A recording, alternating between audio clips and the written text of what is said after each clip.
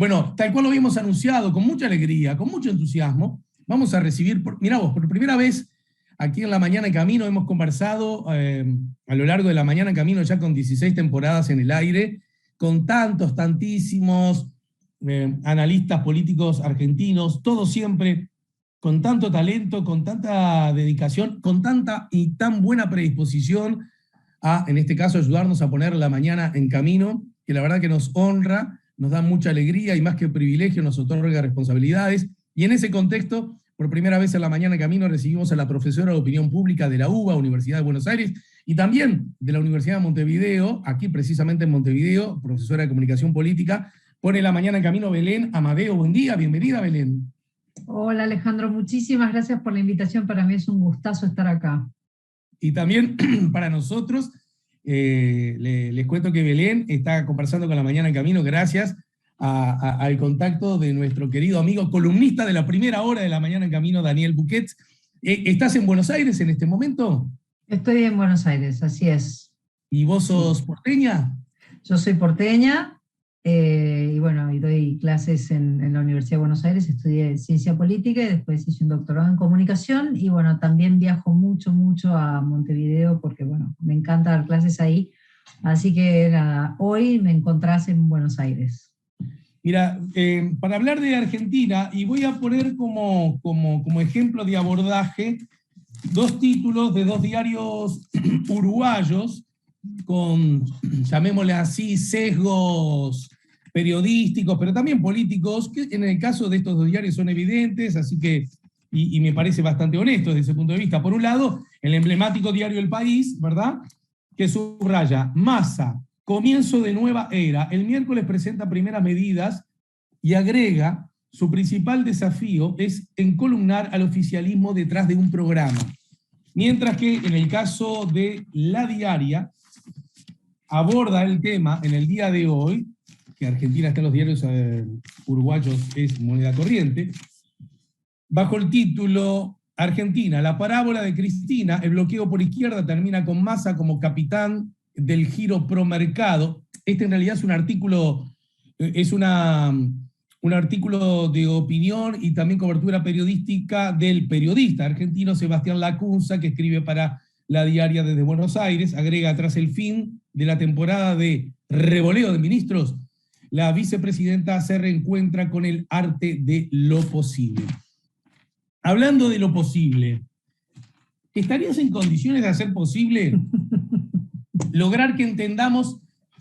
No quiero que la agenda, profe, no quiero que la agenda nos eclipse demasiado y estar hablando de los detalles de lo que está ocurriendo hoy, de lo que ocurrió hace una semana y lo que probablemente ocurra dentro de una semana, sino en todo caso de tratar de mínimamente abordar las lógicas que explican por qué. Pero aún así, empecemos por la agenda. ¿Qué fue lo que ha pasado en este último revuelo de los últimos días, si tuvieras que contarnos, Belén? A ver, el arte de lo posible, sí. A ver, ¿qué es lo que ocurre? Ha habido gran inestabilidad económica, cuando venimos de una inestabilidad económica muy forzada por pandemia, por decisiones políticas, bueno, y problemas internos que tiene la coalición de gobierno, que si bien se presenta como un solo partido, tiene ramas muy distintas entre sí. Y bueno, el ministro de Economía hace un mes, hace 3 semanas renuncia, y esto genera un estrés porque durante 2 días no se supo a quién iba a ir en ese lugar.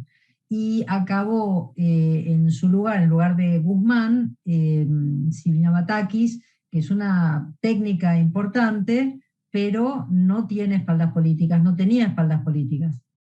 Ella sale a partir de un acuerdo entre las partes de quienes están ocupando el gobierno, pero el mercado no respondió bien a esto porque no la conoce, porque sus antecedentes eran, bueno, de ser una funcionaria de buena, de buen prestigio técnico, pero de muy poco vuelo político para tratar de contener estas cuestiones. La cuestión es que acá el dólar aumenta tremendamente, a niveles que no habíamos tenido antes, y eso genera muchísima inestabilidad porque es bien sabido que por cultura económica la Argentina se resguarda en el dólar. Cuando el dólar empieza a salirse de su cauce, bueno, todos los indicadores y todos los actores políticos se estresan, vamos a ponerlo así, en un contexto económicamente muy, muy, muy complejo. Entonces, en ese contexto es que se decide o se acuerda que Sergio Massa, que hasta ahora estaba como presidente de la Cámara de Diputados, pase a integrar el gobierno. Después de muchos rumores, que hay quienes dicen que fue el mismo Massa que los instaló, que decían que él iba a ser jefe de gabinete, acaba en el Ministerio de Economía, pero con acceso a una cantidad de otros ministerios, no acceso, sino que se subsumen algunos ministerios, 3 ministerios en el Ministerio de Economía, y con posibilidad de maniobrar políticamente de forma contundente. Cosa que no se le, digamos, él había sido uno de los candidatos en su momento cuando asumió Batakis, pero él pidió una cantidad de recursos que no le fueron concedidos, entonces no aceptó el lugar. Ahora le conceden esto y el mercado parece haber reaccionado positivamente, varias conversaciones previas y demás, porque no es que él es el presidente, él es el ministro de Economía.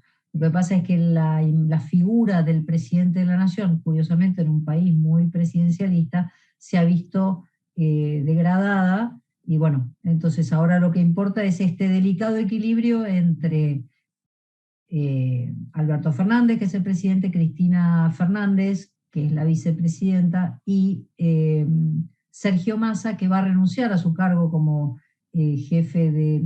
presidente de la Cámara de Diputados para asumir el Ministerio de Economía. En este lío de idas y venidas y de internas y de ajustes y demás, y de pasadas de facturas, por supuesto, ha habido varios nombres que han tenido que cambiar de lugar, y bueno, y así estamos. Ahora, esto es lo que pasó, ahí estamos parados. Ahora, ¿qué va a pasar la semana que viene? Es ciencia ficción, Alejandro. No hay nada que te pueda decir que de golpe no me... Digamos, yo te puedo decir lo que podría pasar, pero seguro que nos van a sorprender. Lo que sí está claro es que el ministro de Economía, Sergio Massa, que bueno, asume ahora,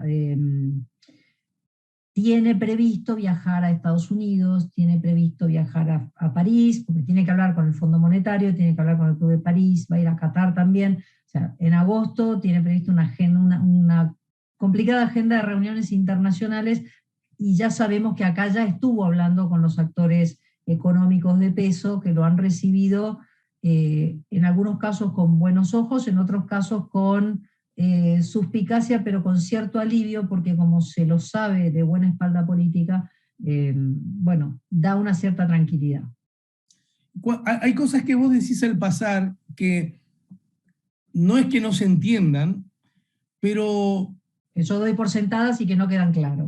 En algún punto uno dice, pero ¿cómo es entonces que funciona la cosa? Quiero decir, vivimos, buena parte del planeta lo hace bajo la lógica de una economía de mercado, con el capitalismo, con roles relativamente distintos en una nación que en otras, con relación a por ejemplo, qué papel juega el Estado, las políticas redistributivas, si se dejan más en manos de la presunta sabiduría del mercado, el derrame más justo y sin... Esas son charlas políticas constantes, permanentes, que hacen que uno se mueva entre los ejes, si querés, a la vieja usanza, más de derecha e izquierda. ¿Verdad, sí, profe? Clarito, clarito. Bien. Ahora bien, sin embargo, a la hora de, y por lo tanto, la incidencia, quiero decir, de los mercados, nadie la puede negar, a menos que se bañe en aguas de la ingenuidad. Aún así, las lógicas de lo que podríamos llamar los estados de derecho, el funcionamiento de la democracia, las calidades democráticas, cuando hay unas crisis políticas, muchas de ellas originadas, como dijiste vos, Es la economía, estúpido, como el asesor de Clinton, ¿no? Es decir, cuando la economía es tan inestable y provoca tan malas noticias para tantos y a la vez, bueno, eso genera desconcierto político y descontento político. También eso cualquiera puede entenderlo. Lo que resulta como raro de entender desde esta orillita es que se diga y se acepte buenamente es, bueno, mira, el gobierno designó un ministro, el gobierno legal designa un ministro, y parece que a los mercados mucho bien no reaccionaron, ¿no? Entonces tenemos que cambiarlo. Uy, parece que ahora el ministro le va a ir bien porque conversó con la gente del mercado y el mercado parece es decir, entonces ¿quién termina gobernando? ¿Dónde está la institucionalidad? ¿Dónde está radicado el poder? Perdón, a lo mejor luce ingenuo el comentario, pero me gustaría que nos expliques un poco esa lógica, Belén. Mira, la pregunta no es menor y no quiero caer en este, digamos, suena igual, sí, muy ingenuo. No es que los mercados o la gente que tiene acceso a algún tipo de poder económico va a quebrarle la muñeca al poder político. Eso no hay ninguna posibilidad, porque el mercado está completamente pauperizado. No hay grandes, o sea, si bien hay, por supuesto, empresas muy grandes, industrias y el campo, etcétera, que son sectores productivos con fuerza, no tienen ni remotamente la capacidad económica que solían tener. Digamos, los cepos al dólar, la imposibilidad de importar prácticamente, digamos, una cantidad de restricciones, retenciones, etcétera, hacen que todos estos actores estén muy estresados económicamente, que no le puedan pagar a su propia gente y que esto genera entonces un derrame de pobreza, vamos a decirlo justamente al revés. Entonces, cuando vos en el campo en Uruguay estás cobrando, no sé, $450 digamos, la tonelada de soja, etcétera, aquí se le está pagando al productor 100, y esto es así, eso es un dato. Entonces, ¿cómo haces para mantener el mercado como tiene que estar? Entonces, claro, si hay una persona que viene y te dice, vamos a seguir emitiendo, vamos a seguir emitiendo billetes, vamos a seguir conservando todas estas políticas que evidentemente no le han hecho bien a la economía nacional y ha hecho que la informalidad sea la regla casi, o sea, hay un montón de gente que está trabajando en negro, etcétera. Bueno, los actores productivos te dicen, no puedo más, no te puedo, o sea, dame tus dólares, pero es que no te puedo dar mis dólares, porque si no, no puedo sembrar, o sea, si no, no puedo hacer, no tengo con qué. Entonces, el nivel de estrés estructural que hay es muy grande. Entonces, no es que acá hay unos que mandan, otros que obedecen, es que el sistema está al borde del colapso, el sistema económico está al borde del colapso, y los actores políticos están más, o por lo menos estaban, vamos a ver si logramos sortear esto, más mirándose su propio ombligo y sus internas y sus cuestiones, que realmente entendiendo que hay una crisis económica muy profunda y no se puede seguir manteniendo determinados subsidios, no se pueden seguir manteniendo determinados planes, porque el sector privado es el que está manteniendo, el sector privado que está en blanco está manteniendo al sector privado que está en negro y a toda una cantidad de gente que está siendo sostenida por el Estado. Entonces, el Estado tiene que existir, por supuesto que tiene que existir, el mercado tiene que existir, por supuesto que tiene que existir. Bueno, tenemos que ver cómo manejamos los valores que marcan esto que vos decías, la izquierda y la derecha, de manera contundente. Para usar términos viejos, izquierda y derecha, pero vamos a pensar en términos políticos. Hay quienes validan más el valor libertad y hay quienes validan más el valor igualdad, ¿verdad? Entonces, y está bien, los dos son válidos. El tema es que nadie quiere una libertad absoluta sin capacidad o sin posibilidad de mantener una cierta dosis de igualdad básica y de derechos básicos para toda la ciudadanía, porque estaríamos en un capitalismo salvaje, y nadie quiere tampoco una igualdad absoluta, porque si no estaríamos hablando de una Unión Soviética que ya no funcionó, o sea, un comunismo absoluto sin ningún tipo de libertad. Lo que nos está faltando es el tercer valor republicano de aquel libertad, igualdad y fraternidad, que es una cuestión de ver de qué manera se puede negociar esto, que en Uruguay lo han logrado fantásticamente bien. El Sordo González decía que los uruguayos eran políticamente liberales y en lo económico eran socialdemócratas. Entonces manejaban un equilibrio delicadísimo que también hace que haya, no voy a decir grietas, porque al lado de la nuestra lo suyo es la nada, pero sí efectivamente hay confrontaciones ideológicas y llega Claro. el día de la elección y no saben quién ganó hasta 3 días después porque hay que contar voto a voto. O sea, efectivamente hay dos miradas de la vida en esto y está bien que la haya, pero no hay una confrontación. Entonces, ¿qué es lo que logran mejor en Uruguay que en Argentina, más allá de que somos muchísimos más y que tenemos muchísimos más problemas? Es esta posibilidad de negociar estos dos valores de igualdad y libertad, que cuando se enarbolan de manera única, digamos, puede llegar a generar tensiones. Entonces, en Argentina tenemos este problema, que hay una grieta que está muy marcada por esta mirada, si se quiere, valorativa, tan distinta y en algunas ocasiones tan distante. Y ahí yo creo que es donde tenemos problemas. Entonces, cuando vos me decís que el país habla de el comienzo de una nueva era, como vos dijiste, Sí. bueno, no sé si es el comienzo de una nueva era, es, bueno, muchachos, dejemos de pelearnos, ¿no? Dejemos de pelearnos, bajemos un poquito los decibeles, y cuando el mercado ve que por lo menos hay un rumbo, por lo menos si puertas adentro del gobierno hay un rumbo, bueno, ok, paramos la pelota, arréglense ustedes, pónganse una curita en las lastimaduras, qué sé yo, y vemos cómo seguimos. A mí me gustaría que luego de esta breve pausa trate de explicarnos algunas cosas. Es decir, el anterior gobierno, el gobierno que encabezó el ingeniero Macri, terminó con malas nuevas para la Argentina, digamos. Volvió el Fondo Monetario, la gran deuda, la inflación, que había sido como nosotros lo vamos a arreglar, aquella famosa frase de Mauricio, ¿no? Esto se arregla y se arregla fácil y se arregla rápido. No se arregló, no fue fácil, no fue rápido, sino que la inflación empeoró. Estoy hablando con aquellos datos que ahora no lucen tan malos comparándolo, ¿no? Son un Pero lo cierto bombón, es que sí. eso, vos me tenés que ayudar, profe, y mandame afuera de la cancha si es preciso. Eso provocó casi como servir en bandeja el triunfo de lo que podríamos llamar una alianza kirchnerista que tuvo esa famosa jugada maestra en donde Cristina le propone a Alberto que sea él el presidente. Esto implicaba como un desafío grande para los gobernantes, porque bueno, había que afinar bien una partitura, si querés por centro-izquierda, para seguir usando, con la lógica peronista, pero donde no tanto tiempo atrás habían pasado fuegos grandes y por lo tanto algunas brasas seguramente implicaba. Y por otro lado, cae la pandemia y de alguna manera, cualquiera puede entenderlo, desde ciertas perspectivas eso fue una mala noticia para todos. Pero ¿qué fue exactamente lo que pasó, Belén? Lo digo porque en el arranque el gobierno pareció contar y dar señales de relativo auspicio, esperanzadoras.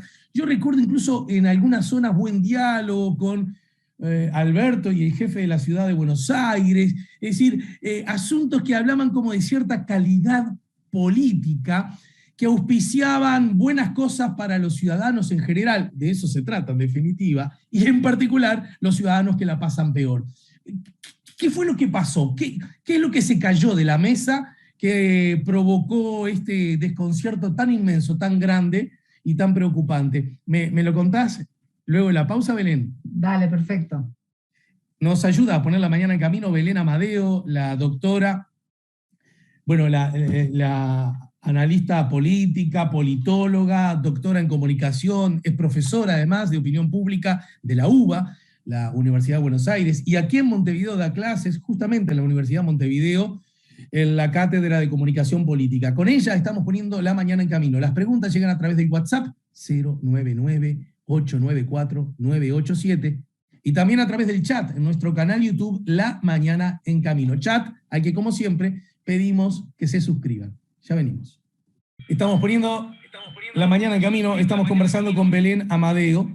Belén Amadeo es argentina, también da clases en nuestro país, es profesora de opinión pública en la UBA y profesora de comunicación política aquí en la Universidad de Montevideo, y es Aunque no sé por qué presumo que el fútbol mucho no le va. Pero aún así le hago la pregunta, ¿hincha de qué cuadro, Belén? Estudiantes de La Plata, y sí Pero, me gusta el fútbol. mirá, ¿y por qué sos pincha? Porque, ¿dónde nace tu Por- vínculo? no, porque mi bisabuelo estudió Derecho en La Plata y cuando él estaba ahí, armaron el equipo, digamos, el cuadro, se ¡Apa! armó el equipo con estudiantes de la universidad. O sea que tenés Eh, trazabilidad histórica que te vincula ahí con... Tengo trazabilidad histórica, pero absolutamente mostrable en todos los papeles que quieran. Entonces, mi abuelo, mi padre, mis tíos, mis primos, somos todos pinchas. Así que soy estudiante de Bien, La eso Plata. significa que en Uruguay, porque se habla del vínculo fuerte que hay entre la hinchada de Estudiantes y la de Peñarol, ¿tenés Mm. simpatía por Peñarol? Ni más ni menos, ¿eh? No tengo, Bien, no, bien. ahí todavía no he logrado, porque pasa que no puedo decir que me gusta uno porque se me tira encima el resto del país, o sea, es muy Bueno, hagamos gracioso. esto, Belén, incluso para no contribuir a las grietas. Grietas, te pido, sí. Entonces, entonces te pido y te ofrezco el club Liverpool, que es el mío, eh, que va primero en la tabla, que es chiquito, que es esmerado, Chiquito, que juega bien al fútbol, y que si sos hincha de Liverpool, no pasa nadie te puede nada. ofender demasiado. Es Vos muy posible pensalo. lo que. Ahí se me van a tirar encima los dos, los de unos y los de No, otros. no, no. En todo caso, te tiro como dato que Dolina canta mucho el himno de mi cuadro, y por eso se ha transformado en una especie de hincha de Liverpool, Claro, ¿no? de un hincha honorífico. Sí, de hecho le dieron el carné a él y a Paul McCartney. No ¡Qué sé, anda viendo. genial! ¡Qué genial! Lo voy pensando, para estar a la altura de eso, la verdad que no es poca cosa. ¿Qué fue? Hay un punto, yo lo veía el otro día, mira, en el marco de las PASO, que fue una de las elecciones muy interesantes porque dieron un resultado donde todo el mundo decía que había perdido. O sea, había razones para suponer que no necesariamente a todo el mundo, en general, cuando hay una elección, a alguien le va bien y a alguien le va mal. Esa fue una elección cuya lectura no estaba tan simple en esos conceptos, que al gobierno le fue mal, es un hecho, No, pero pero no las tampoco era paso, como... no las paso, las intermedias, las Sí, elecciones perdón, dije legislativas. las de medio No, término. porque, perdón, acá hay algo que digo, no por vos, que lo sabés, sino porque en general en Uruguay no se entiende, o no tiene por qué saberse. Así como en Uruguay hay una elección cada 5 años donde sacan todo y ponen un florero, es decir, cambia todo el poder ejecutivo, todo el poder legislativo, y a los 6 meses está la elección departamental donde cambia todo por 5 años, y es una elección que moralmente o, digamos, o culturalmente viene bastante atada a la elección de autoridades nacionales, es decir, los resultados suelen acercarse. En la Argentina nosotros tenemos un sistema electoral que tiene elecciones presidenciales cada 4 años y en el medio elecciones legislativas cada 2 años. Entonces, Exacto. cuando se cambia el Poder Ejecutivo, se cambia un tercio de la Cámara de Diputados, al siguiente, 2 años después se cambia a otro tercio de la Cámara de Diputados, y en la siguiente elección, donde también hay elecciones presidenciales, hay hay también recambio de diputados. En el medio, digamos, para estas elecciones también hay, para las del Ejecutivo, hay paso, hay elecciones que son lo mismo que tienen ustedes, esas son elecciones primarias, eh, simultáneas y abiertas, ¿sí? Sí, En nuestro caso, la O viene porque también son obligatorias, no son exacto. solo obligatorias las otras elecciones. Entonces, vos estabas hablando de las elecciones legislativas del año pasado. Claro, pero me refería a las PASO rumbo a la legislativa, ¿verdad? Ah, ok, perfecto, ok, A eso. perfecto, Porque bien. ya ahí de alguna manera queda como arriba de la mesa bastante enmarcado lo que va a ocurrir algunos meses después, ¿verdad? Eso. Puede ser, Pará que me sí. hiciste una cara interesante. ¿Qué pasó? No, no, no, sí, que eso depende mucho de la coyuntura, Sí, está el bien, está tema bien. ese. Por eso no lo diría de manera tan tajante, pero sí, No, no, no, viste que dije enmarcado en buena medida. es cierto, es cierto, Quiero es cierto. decir, el Lo gobierno tomo. hizo intentos, pero igual no fue buena la elección, y el gobierno de Macri, en el marco de las PASO, hizo intentos, achicó brechas, pero también perdió la elección, a eso me refiero, ¿verdad? Sí, sí, sí, sí, sí. Es Bien. que también ocurre esto, justamente por esto del sistema electoral que tenemos. en general, cuando la elección legislativa viene de la mano de la elección del Poder Ejecutivo, es decir, cada 4 años cuando cambia el presidente, en general, no siempre, pero en general, el voto a los diputados y a los senadores, cuando hay cambio en el Senado también, suelen acercarse bastante a la elección del Ejecutivo. Es decir, la elección a las autoridades del Ejecutivo tracciona bastante el resultado de las elecciones legislativas. En las elecciones intermedias, cuando no hay una elección a Poder Ejecutivo y es solo elección a Poder Legislativo, la gente se siente mucho más libre, vamos a decir, del voto útil. O sea, quiere realmente, vota a quien quiere. Y entonces se notan mucho más las diferencias con el Poder Ejecutivo. Esto es un clásico. Entonces sí, es normal, pero sí, tampoco le fue bien. A veces pasa que el Poder Ejecutivo, si va bien, logra el apoyo, logra el respaldo en las elecciones intermedias. La vez pasada no fue así, con el surgimiento además de nuevas voces, ¿no? Más liberales, casi libertarias en algunos casos. Uh-huh. Te había dejado pendiente, es decir, ¿dónde pueden encontrarse las explicaciones de un gobierno conducido por Alberto Fernández en la Casa Rosada, en el legislativo Cristina, pero que cualquiera sabe que fue como la llave necesaria para que Alberto pudiera ganar la elección? Cuidado, que si no hubiese sido Alberto, andás a ver si seguramente esto es contrafáctico, pero bueno, por algo Cristina pensó en la posibilidad de esa Alberto, en esa alianza, ¿no es cierto? Es decir, arranca y da la sensación desde este lugar y viendo las noticias que arranca bien porque genera entusiasmo, no solo en propios, sino también en relativos ajenos. El presidente es bien visto por el público. Está bien, cae casi de inmediato la pandemia y de allí es más lo único que uno, viendo desde este lado los hechos de la Argentina, parece ser como una sucesión de desencuentros uno tras el otro que provocan desapego del público para con la política en general, pero para con el gobierno en particular, muy particularmente para con el presidente, y además peor calidad de vida de los ciudadanos, que insisto, se trata de eso en definitiva, ¿no? Por lo menos de mirada, que la gente viva mejor y que viva mejor los pobres en particular, los que menos tienen. ¿Qué fue lo que pasó? A ver, hay distintos factores acá que van, digamos, uno atado al otro, pero también en paralelo tienen su propio desarrollo, su propio devenir. Cuando asume Alberto, en todas las encuestas decían que si Cristina encabezaba la fórmula, no había forma de que ganara. Y sin el voto de Cristina tampoco ganaban. Entonces, de ahí la idea esta que fue políticamente brillante de Cristina de elegir a alguien que vaya encabezando esta lista. Y lo toma Alberto Fernández. Es más, ella lo propone, ella lo nomina y ella dice quién va a ser presidente, digamos, por las redes lo nombra candidato. Entonces, ¿qué es lo que pasa? Todo aquel, que ustedes tienen que recordar que el justicialismo, que es el nombre oficial que tiene el peronismo, tiene realmente muchísima gente, muchísimos votantes en Argentina, muchísimos, casi el 50% de la población, 40 y pico, 40. Entonces, al ver a un personaje que es moderado al lado de Cristina, que genera odios y amores, digamos.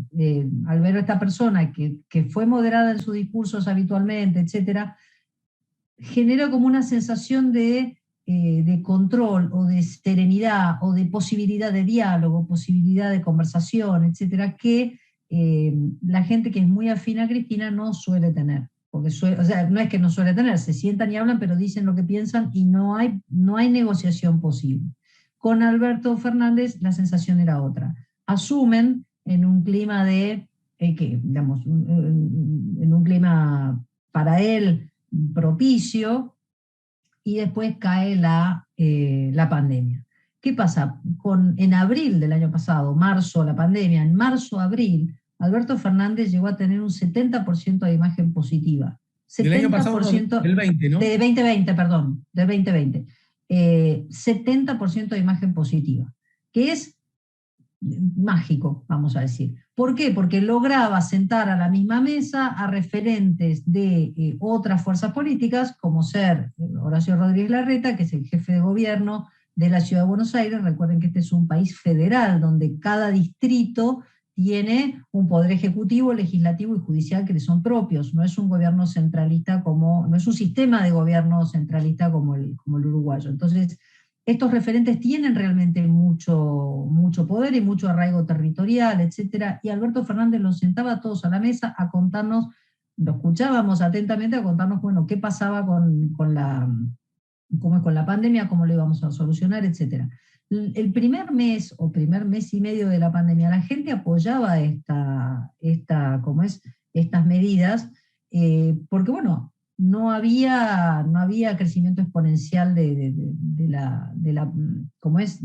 virus y demás, pero de a poco esto fue cambiando y agarró, digamos, vino de la mano de una enorme recesión, porque esto no duró un mes y medio, 2 meses, duró 7 meses. O sea, durante 7 meses había prohibiciones de salir, había que salir, digamos, 2, 3 meses, la gente estuvo 2, 3 meses literalmente encerrada en su casa, con posibilidad de salir según el número de documento, cuándo terminaba tu número de documento, o sea, una cantidad de cosas que eran, bueno, al no haber movimiento, más allá de las recesiones propias de cualquier pandemia, aquí lo que hubo fue un colapso de la economía, cuando hay mucha economía en el sector informal, y si vos tenés gente que no va al centro, al microcentro, como se llama, el centro de la ciudad, donde están todos los bancos, todas las oficinas, etcétera, todos esos lugares dejan digamos, todos los lugares de gastronomía, etcétera, por decir un ejemplo mínimo, caen, todo lo que es sistema de transporte cae, todo lo que son ventas cae, todo cae. Y uno no puede salir a trabajar, no puede producir, no puede cobrar, porque hay mucha gente que trabaja de manera informal que si no va a trabajar ese día no recibe el dinero, no es que tiene un sueldo claro a fin de mes y no hay problema. Entonces, la economía se resintió brutalmente durante la pandemia, en gran medida por las grandes restricciones que hubo para trabajar en aquel momento. Entonces, a eso tenemos que sumar el tema de las vacunas, que aquí se hicieron una cantidad de trabajos, hizo Pfizer en su momento para poder, digamos, pruebas para generar la vacuna, etcétera, y después de muchísimos meses de demora, pudimos empezar a vacunarnos con la vacuna rusa, y no teníamos acceso a la vacuna, la gente se moría. Acá en Argentina hemos tenido, y seguimos teniendo, como todo el mundo sabe, de a poquito, de ahora ya no es lo mismo, pero hemos tenido más de 140.000 muertos, 140.000 muertos. En ese contexto, digamos, en el que uno no podía ni siquiera ir a despedir a su gente, no nos podíamos vacunar, no teníamos posibilidad ni de entrar ni de salir del país, no podíamos movernos. Entonces, eso genera tremendas tensiones políticas, además de malestar personal. Si a eso sumamos la tremenda recesión económica, el hecho de que hubo una empresa, digamos, agrícola, Vicentín, que entró en quiebra, entonces el Estado la quería estatizar, entonces, claro, empiezan a colapsar todos los intereses económicos, personales, políticos. Meses después nos enteramos, además, de que había habido una fiesta privada por el cumpleaños de la primera dama, con fotos, con todo. Además, había habido un vacunatorio VIP. Entonces, claro, todo esto genera tremenda disconformidad. Digamos, en medio de todas estas cuestiones se suspenden las reuniones conjuntas entre digamos, los referentes de otros partidos y el presidente. Hay en el medio de todo esto un dinero, esto tiene que ver con el tema de que somos un país federal, hay una coparticipación federal, que el gobierno nacional recibe una cantidad de impuestos y los distribuye a las distintas provincias y le quita parte de ese dinero a la Ciudad de Buenos Aires. La Ciudad de Buenos Aires está en desacuerdo y argumenta una cantidad de cuestiones, el Estado Nacional está de acuerdo y digamos, entonces ahí se genera otro estrés muy grande. En el medio está el tema de que los niños no iban al colegio, los chiquilines no iban al colegio, no tuvieron clases durante todo 2020. Entonces, salvo en algún distrito, como ser la Ciudad Autónoma de Buenos Aires, donde se empezó a habilitar la posibilidad de que fueran a clases a fin de año, octubre, noviembre, en noviembre recién. Entonces, todo esto generó un nivel de estrés enorme. en paralelo teníamos, con toda esta recesión económica, las negociaciones con el Fondo Monetario Internacional, donde teníamos que honrar el pago de algunas cuotas de la deuda, con Cristina, que está en desacuerdo con esto y se opone a Guzmán, que es el ministro de Economía, hablando, por supuesto, de soberanía, digo, porque son los términos en los que se habla, y de cómo el Fondo Monetario Internacional nos pauperiza, pero en realidad ahora el culpable ya no es el fondo, sino que es Macri, que fue quien hizo el acuerdo. Entonces es volver sobre el pasado para tratar de, digamos, para plantarse firme en un discurso ideológico. Claro, la gente no estaba en ese lugar. La gente no estaba en un discurso ideológico, la gente quería salir a la calle, quería que sus hijos fuesen al colegio, querían dejar de morirse, querían enterrar a sus muertos y querían vacunarse. Entonces, todo este nivel de estrés brutal, brutal, va haciendo que la imagen del presidente baje directamente, digamos, y además, o sea, este nivel de estrés fue directamente proporcional a la caída de la imagen de Alberto. Y Cristina, que se había mantenido en silencio durante toda la pandemia la manejó Alberto, en términos de imagen pública, ¿verdad? Sí. Empieza a aparecer de la mano de la cuestión económica y el FMI, etc.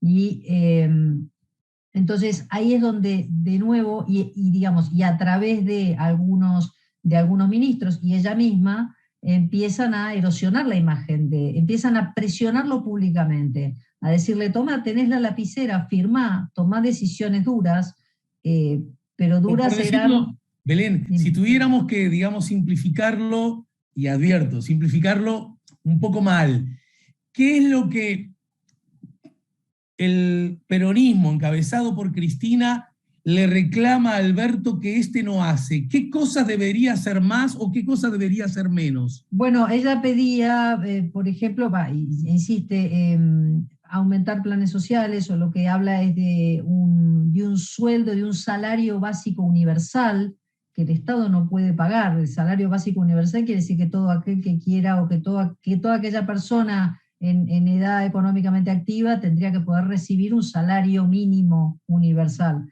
Entonces, claro, el Estado no le puede pagar a montón de personas un salario mínimo universal porque el Estado está colapsado, no tiene recursos. Entonces, digamos, se empieza a presionar al Estado, digamos, Cristina empieza a pedir más dinero en la calle, porque claro, la recesión era tan grande que lo que se necesitaba era más dinero en la calle. Y si bien hubo algunos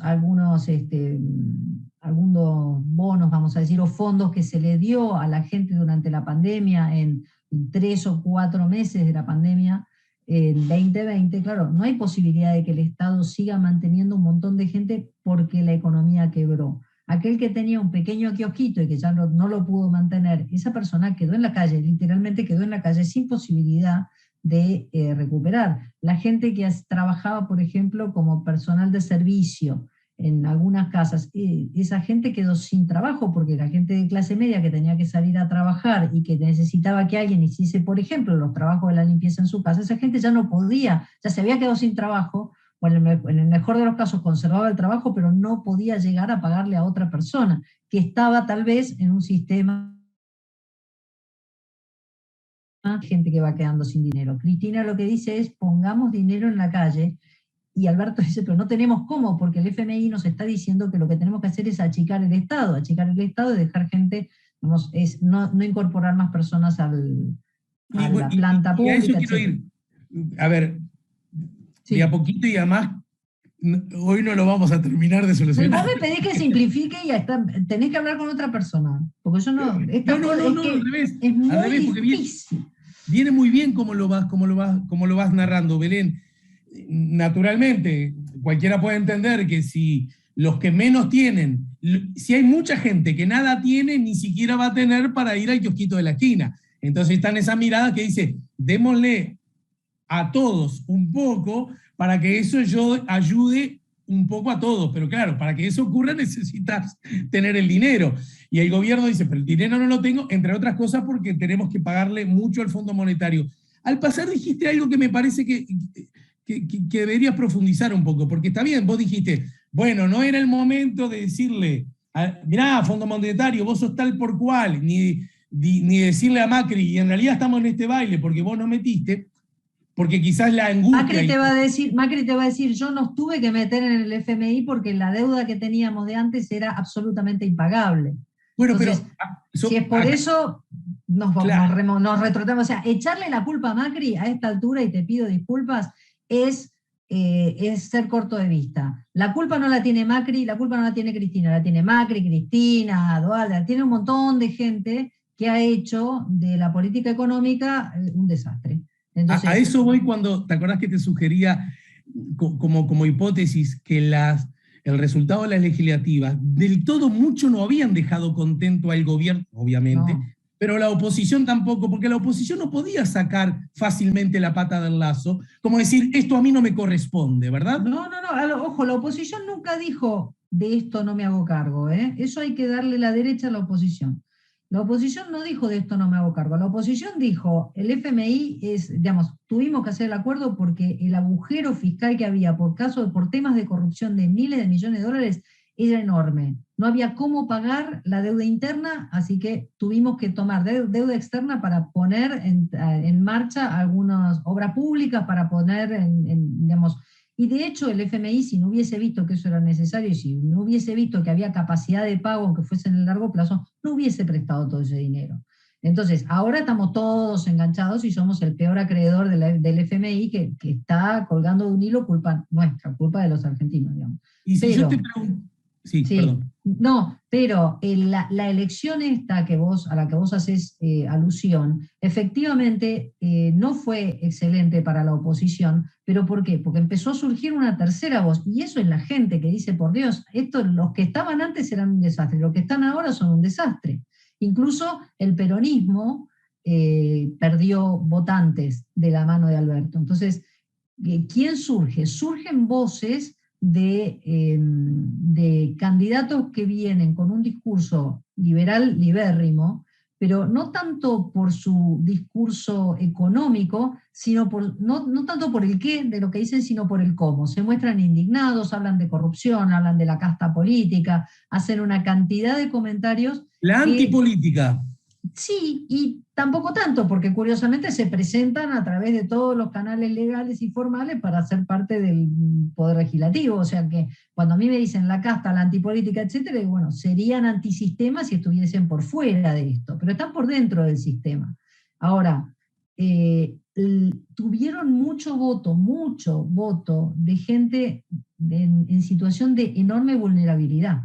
O sea, lo que son los barrios carenciados serios de la Argentina, sobre todo de la Ciudad de Buenos Aires y conurbano bonaerense, le han dado enorme cantidad de votos a concretamente Milei o Esper, en fin, distintos representantes del liberalismo, no tanto porque la política económica les parezca bien o les parezca mal, no tienen digamos, esa gente no tiene mayores estudios, no son economistas ni nada. Lo único que quieren es que cambie lo que hay dentro del sistema, es decir, la gente fue y votó. Claro, ese caudal de voto enojado que podría haber formado parte de la oposición, se fue de la oposición convencional y se sumó a estos nuevos candidatos, que bueno, habrá que ver qué forma toman, con quién se alinean o si no se alinean con nadie y siguen digamos, presentándose por fuera de los partidos de oposición, o si se incorporan, porque son votos opositores. Lo que no quieren más es pobreza, lo que no quieren más es seguir corriendo atrás de un sueldo que no tienen o, digamos, tratando de conseguir un sueldo formal. Esa gente quiere trabajar y quiere vivir tranquila. El tema de la inseguridad es muy grande también. Entonces, ¿cómo resolvemos todas estas cuestiones? Y la voz que apareció, una voz rara quiero decir, porque es una voz distinta de los partidos opositores tradicionales, que son los liberales. Entonces no quedó nadie contento. Los que quedaron contentos fueron estos partidos menores, incluso la izquierda hizo una buena elección, tomando votos de la gente que estaba enojadísima. Y esa reacción, digamos, del público manifestándose en votos, estos son análisis que se hacen a propósito de movimientos más globales, ¿no? Sí. Que fortalecen discursos, con sus peculiaridades, discursos un tanto asistémicos desde dentro del sistema, que muchas veces se tocan con ciertos comportamientos autoritarios, cuando no miradas xenófobas, chauvinistas, asuntos que la humanidad ya recorrió. Desde ese lugar, ¿vos advertís que estos movimientos en Argentina son inquietantes en cuanto a la calidad democrática y a la estabilidad institucional? No, no. Sí creo que dentro de nuestro sistema institucional tenemos tremendos estreses, pero no hay nadie, no hay voces que sean antisistema, antidemocráticos, ni mucho menos. Venimos de muchos dolores que tal vez en otros países no han tenido, o sea, no han pasado por nuestras dictaduras en los años 70, nada. Entonces cuando, digamos, hablamos no sé, partidos pronazis, etcétera, en otros países, bueno, tienen otras historias. Nosotros tenemos nuestros pequeños o grandes dramas nacionales que todavía, por lo menos, gracias acá, no dan ese lugar. Sí vas a escuchar gente que dice barbaridades, pero no hemos escuchado discursos xenófobos, no hemos escuchado discursos, digamos, que vayan en contra de ningún grupo en particular, ni mucho menos. Lo que sí hay un hartazgo muy grande con la clase dirigente, y sobre todo con temas de corrupción y demás, ¿verdad? O sea,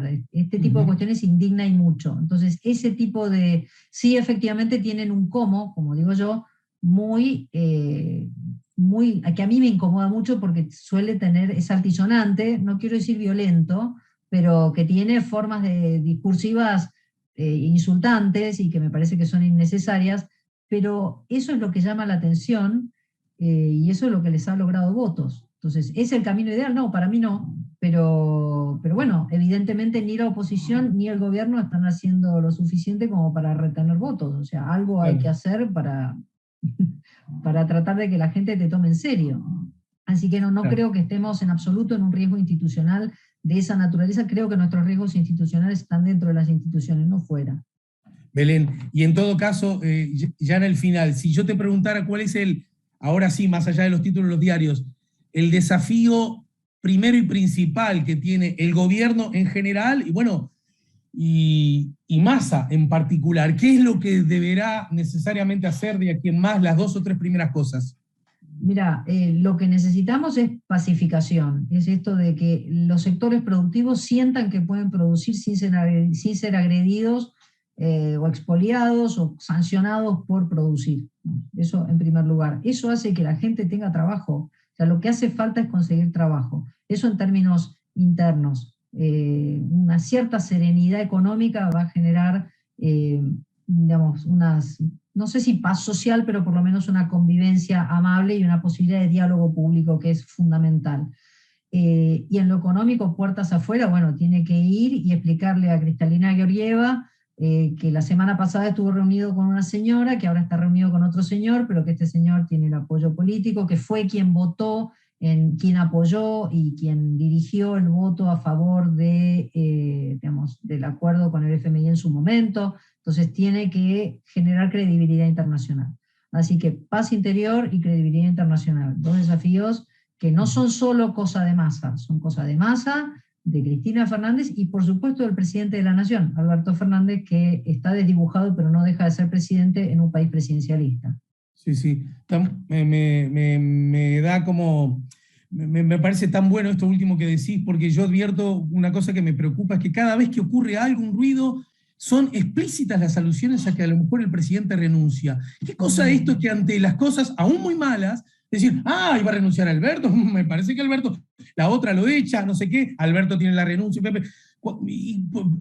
¿No deberíamos ser más cuidadosos Sí. Los presidentes se sacan con la gente, no hay otra, y votando? No, ¿O no? claro, sin duda, sin duda. Pero bueno, venimos de 2001, ustedes tuvieron una gran crisis económica atada a nuestra crisis, pero no tuvieron una crisis política de esas dimensiones. Digamos, sí partidaria, lo que quieran, pero no tuvieron un problema como un de la Rúa yéndose en un helicóptero. Entonces, eso está todavía demasiado fresco. Todas aquellas personas que tienen de 35 años para arriba hemos vivido eso y no tenemos intención de que eso ocurra. Pero bueno, los rumores no ayudan y lo que hacen es es remover heridas, o básicamente toquetear cerca de una herida que cicatrizó hace poquito. Entonces estamos como con la piel sensible y ese tipo de comentarios, bueno, joroban bastante, ¿no? No ayudan. Claro. Yo te dejo un beso bien grande, te agradezco mucho, tantísimo tu mirada, tu claridad, y te invito a que más temprano que tarde sigamos poniendo la mañana en camino, ojalá en el marco de alguna de tus cruces al río, ¿sí? Ojalá, ojalá, Alejandro, te agradezco muchísimo. ¿Eh? Que tengas buen día. Igualmente, mil gracias. Chao, chao. Bueno.